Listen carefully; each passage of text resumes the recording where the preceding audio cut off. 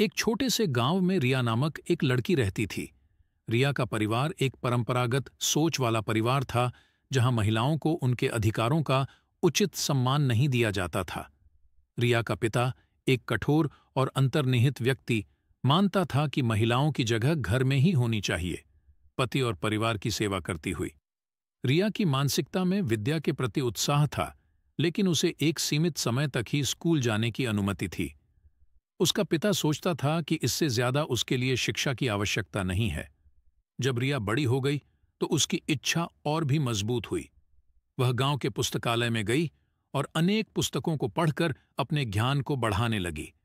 लेकिन हर बार जब रिया के पिता को पता चलता तो वह उसे सजा देते, जिससे उसकी आत्मा को हर बार एक झटका मिलता था। लेकिन रिया की इच्छा कभी नहीं टूटी।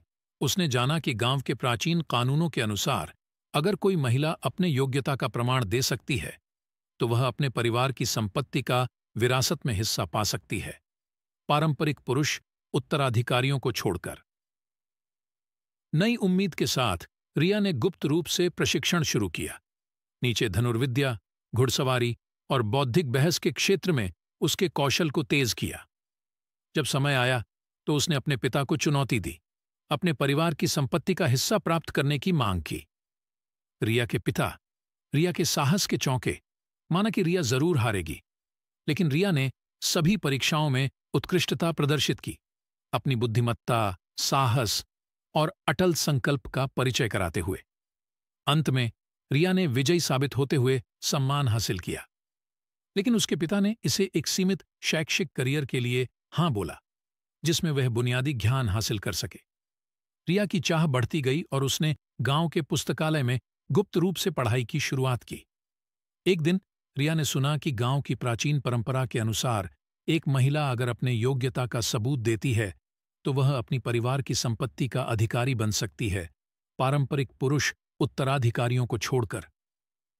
इस संघर्षपूर्ण संघर्ष को पूरा करने के लिए उसे कई प्रकार की चुनौतियों का सामना करना पड़ता है।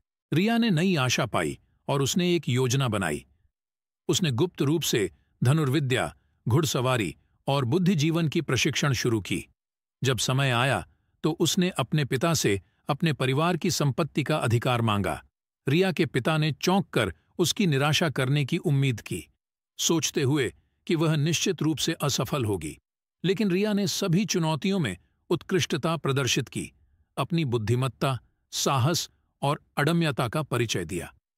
अंत में रिया ने विजय प्राप्त की, अपने पिता का सम्मान जीता और पूरे गांव के लिए एक मिसाल बन गई। उसने सिद्ध किया कि संकल्पित और साहसी महिलाएं, जैसे कि वह, असंभावित भी संभावित बना सकती हैं। और जिस तरह से रिया ने दिखाया कि पुरुषों के साथ बराबरी और अधिकार का अधिकार हर महिला को होना चाहिए।